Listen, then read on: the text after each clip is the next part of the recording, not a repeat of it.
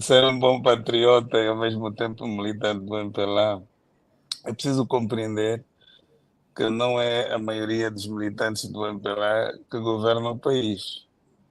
E posso aqui agora afirmar que a grande maioria dos militantes do MPLA também não estão de acordo com a forma de governação do país, porque eles também sofrem, né, com esta governação. Daí, o que nós temos vindo a assistir nos últimos pleitos eleitorais é o crescimento do chamado partido, entre aspas, da abstenção. E grande parte desses votos da abstenção são de militantes do MPLA, que não se revêem nas ideias da atual liderança do partido. E este sim, este é o partido maioritário, o partido da abstenção, tem sido cada vez mais o partido maioritário da oposição. Só que a abstenção não tem ação, e como não tem ação, não muda o quadro, antes pelo contrário, legitima a continuidade do sofrimento deste povo. Neste momento, o que assistimos dentro do MPLA, portanto, na senda do que eu vinha defendendo antes, é uma tendência interna para mudanças profundas que se manifestam nas últimas clivagens que é do conhecimento público internas sobre a democratização interna do próprio MPLA. É um tema que está na mesa e que já existem várias correntes de pensamento no MPLA que defendem por unanimidade que é urgente a democratização do MPLA, sem o qual dificilmente o próprio MPLA vai sobreviver.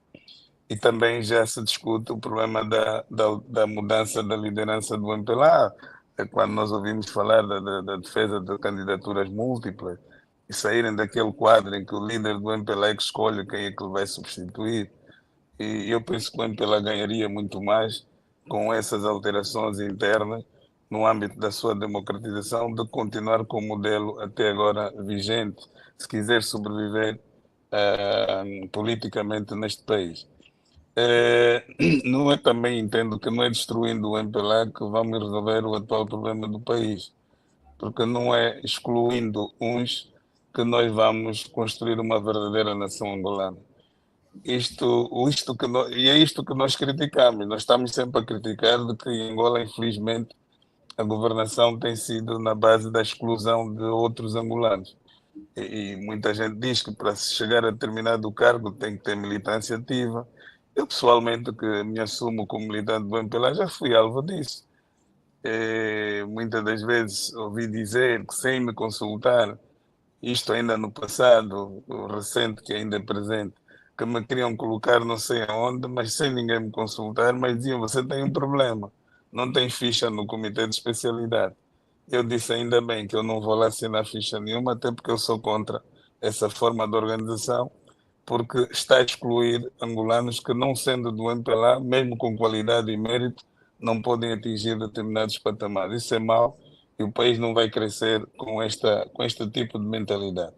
Eu dizia que nós temos estado a clamar por uma reconciliação genuína, e a reconciliação genuína pressupõe um processo inclusivo e que passa necessariamente por uma revisão profunda da Constituição e um repensar sobre o sistema de governo adotado nesta Constituição. E o mais velho, Mário, também falou há bocado no início da necessidade de, indiretamente, de repensarmos o sistema de governo, quando citou o exemplo de Cabo Verde, de Santo Tomé.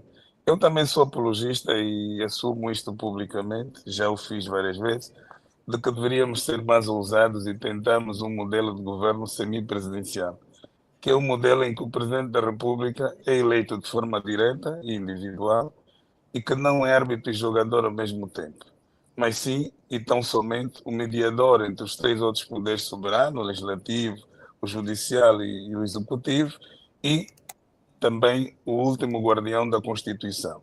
E o governo que seja liderado por um primeiro-ministro e não por um ministro, primeiro dos ministros, que nós já tivemos aqui um sistema que parecia ser o semipresidencial, mas que não era, porque o primeiro-ministro em Angola nunca foi verdadeiramente um primeiro-ministro, mas sim o primeiro dos ministros, porque ele não era o chefe do executivo. Ele era um mero auxiliar do presidente da República, que presidia o órgão colegial do governo que se chama Conselho de Ministros. E, portanto, eu penso que é importante partirmos para uma revisão profunda da Constituição, com a participação de todas as forças vivas da nação, e não apenas pelos partidos políticos, mas sim com as igrejas, ONGs e outras formas de organização da própria sociedade civil, que passa, na minha perspectiva, também pela criação de uma comissão da verdade e reconciliação, porque o trabalho da Civicop tem sido um desperdiçar de meios e tempo, porque ao invés de reconciliar está a abrir feridas, algumas das quais que já estavam saradas. Eu Bom, sou apologista de uma comissão da verdade e reconciliação nacional, no modelo, no estilo de Nelson Mandela, constituída por entidades eclesiásticas, não é? Representantes das maiores confissões religiosas do país. E que estejam lá os partidos com assento parlamentar apenas como observadores.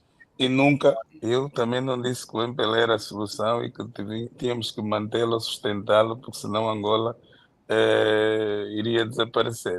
Por isso é que eu disse, se o MPLA é o problema, tem que ser visto como parte da solução. Eu não disse que era a solução do problema. Aí eu estaria a querer defender que Angola sem o MPLA não viverá. E também não defendo que o MPLA tem que continuar a ser poder. E eu vou lhe dizer com toda a sinceridade que eu não